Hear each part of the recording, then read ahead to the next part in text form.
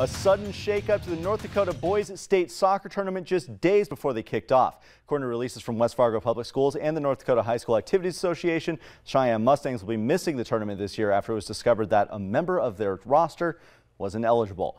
West Fargo Public Schools told us this in a press conference this afternoon that an error was made during their manual eligibility checks throughout the season. They did not mention what kind of eligibility issue was involved because they said doing so could identify the student due to the small sample size of their soccer roster.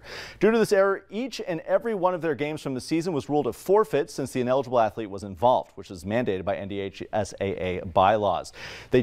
While they didn't say what changes they plan to make, they did say that they're going to change their procedures so this incident doesn't happen again.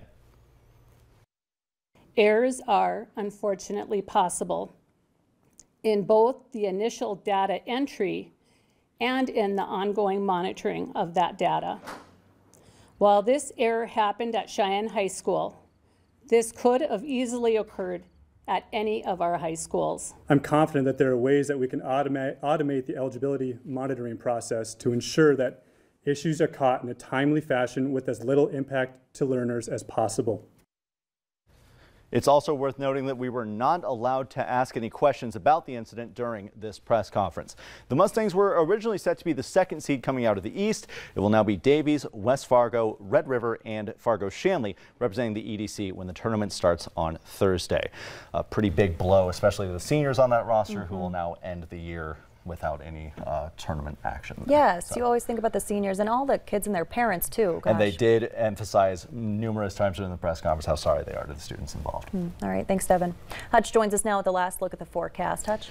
All right, here's what you need to know this evening. We're looking pretty good out there, a couple of thunder showers. But for the late week, we're talking Friday morning and Saturday morning. You might want to get those garden vegetables picked. Do all of the prep work on Thursday, a first alert weather day. Garden hoses too. Good idea to disconnect those and just get ready. Have that ice scraper handy too for that easy commute and timely exit in the morning. Couple rumbles of thunder along and north of Interstate 94. Showers swirling northeast South Dakota. Thursday is prep day. Friday is cold in the morning. 20s, a hard freeze for much of North Dakota and the northern part of the valley. That cold air slips south, so we've added Saturday to the first alert weather day string that you see there, but all is not lost.